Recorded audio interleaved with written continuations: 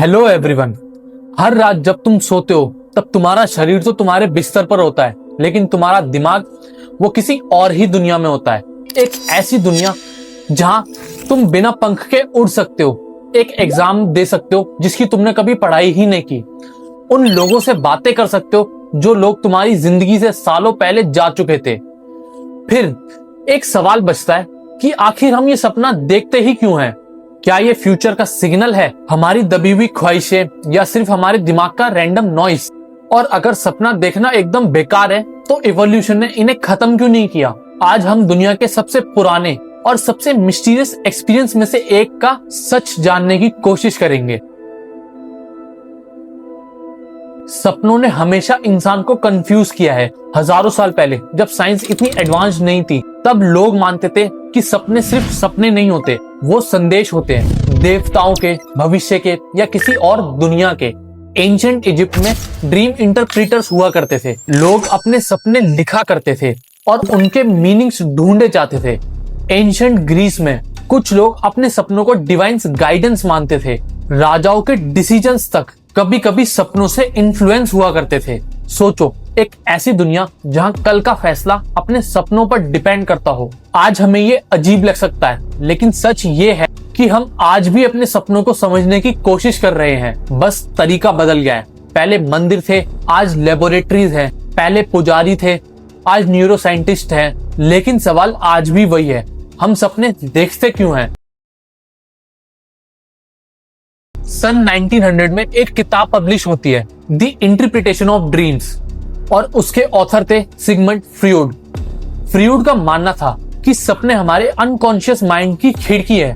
उनके हिसाब से हमारी बहुत सी डिजायर्स, फियर और इमोशन जो हम दिन में दबा देते हैं, वो रात में सपनों के रूप में बाहर आते हैं। अगर तुम सपने में किसी चीज के पीछे भाग रहे हो तो रियल लाइफ में तुम किसी चीज से बच रहे हो। अगर तुम किसी पुरानी याद को बार बार सपनों में देखते हो तो रियल लाइफ में तुम उस चीज को अभी भी प्रोसेस कर रहे हो। फ्रीड की स्टोरी रिवॉल्यूशनरी थी, लेकिन एक प्रॉब्लम थी, उन्हें साइंटिफिकली प्रूफ करना मुश्किल था। और साइंस को प्रूफ चाहिए होता है, सिर्फ इंटरप्रिटेशन नहीं।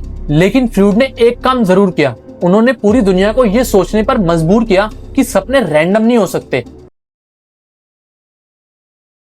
हम अक्सर नींद को स्विच ऑफ समझते हैं, जैसे फोन बंद हो गया हो, लेकिन रियलिटी डिफरेंट है, बिल्कुल उल्टा है। तुम्हारा दिमाग रात को भी एक्टिव होता है, और नींद भी एक ही चीज नहीं होती, उसकी भी अलग अलग स्टेजेस होती हैं। और उनमें से एक स्टेज है REM sleep, rapid eye movement. यही वो स्टेज है जहां तुम्हारे सबसे विविड सपने आते हैं। तुम्हारी आंखें बंद होती हैं, लेकिन उसके पीछे वो तेजी से मूव कर रही होती है।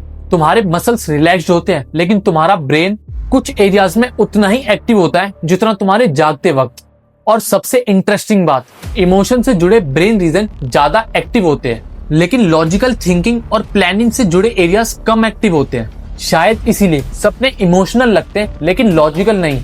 इसीलिए तुम सपनों में डायनासोर्स के साथ चाय पी करके भी ये नहीं सोचते कि यार ये तो थोड़ा अजीब है। अब आते हैं असली मिस्ट्री पर। साइंस अभी भी 100% श्योर नहीं है, लेकिन कुछ थ्योरीज हैं, और हर थ्योरी इस पजल का एक पार्ट एक्सप्लेन करती है। Theory number 1, memory consolidation. दिन भर तुम बहुत कुछ करते हो, सुनते हो, सीखते हो, फील करते हो, लेकिन सब कुछ इम्पोर्टेंट नहीं होता। हो सकता है सपने तुम्हारे दिमाग का तरीका हो इम्पोर्टेंट मेमोरी सेव करने का। जैसे कंप्यूटर फाइल्स को ऑर्गेनाइज करता है, वैसे ही ब्रेन मेमोरी को ऑर्गेनाइज करता है। Theory number 2, threat simulation theory. Imagine करो तुम्हारे एंसेस्टर जंगल में रहते हैं, हर जगह खतरा था, जानवर, दुश्मन, एक्सीडेंट। कुछ रिसर्चर्स कहते हैं कि सपने एक प्रैक्टिस सिमुलेटर्स हो सकते हैं, एक वर्चुअल रियलिटी सिस्टम जहां ब्रेन डेंजरस सिचुएशंस की रिहर्सल्स करता है। इसलिए लोग अपने सपनों में अक्सर गिरते हैं, किसी के पीछे भागते हैं, या बचने की कोशिश करते हैं। Theory 3, activation synthesis theory. और अब आती है सबसे अनएक्सपेक्टेड थ्योरी। हो सकता है कि सपनों का कोई मीनिंग ही ना हो, ब्रेन रैंडम सिग्नल्स भेजता है और तुम्हारा कॉन्शियस माइंड उन रैंडम पीसेस को कहानी में बदल देता है। मतलब तुम्हारा दिमाग एक स्टोरी टेलर है और सपने उसकी मिडनाइट स्टोरीज। बहुत लोग कहते हैं कि मैंने जो सपना देखा वो सच हो गया, लेकिन साइंस क्या कहती है? अब तक कोई स्ट्रॉन्ग एविडेंस नहीं मिला जो ये प्रूव कर सके कि सपने कंसिस्टेंटली फ्यूचर प्रेडिक्ट कर सकते हैं। लेकिन फिर ऐसा क्यों लगता है? इसका एक रीजन हो सकता है कंफर्मेशन बायस। हम हजारों सपने भूल जाते हैं, लेकिन एक सपना जो हमारी रियल लाइफ से मैच कर जाता है वही हमें याद रहता है। इसका मतलब ये नहीं है कि सपने मीनिंगलेस हैं। हो सकता है वो तुम्हारे फियर्स, तुम्हारे होप्स और इमोशनल स्टेट्स का रिफ्लेक्शन हो, फ्यूचर का नहीं, तुम्हारे प्रेजेंट का। हर रात जब तुम आंखें बंद करते हो तो तुम्हारा दिमाग एक स्टोरी टेलर बन जाता है। कभी हॉरर, कभी रोमांटिक, कभी साइंस फिक्शन, कभी ऐसी कहानी जो तुम किसी को बता भी नहीं सकते। और शायद सपनों का असली पर्पस फ्यूचर को बताना नहीं, बल्कि हमें याद दिलाना है कि हमारा दिमाग अभी भी दुनिया का सबसे मिस्टीरियस पार्ट है। हम चांद तक पहुंच गए, एआई बना लिया, ह्यूमन जीनोम डिकोड कर लिया, लेकिन हर रात हम सब एक ऐसी दुनिया में चले जाते हैं जिसे हम आज भी डिकोड नहीं कर पाए। और शायद यही सपनों की सबसे खूबसूरत बात है, उनके पास हमसे ज्यादा सवाल है और जवाब कम।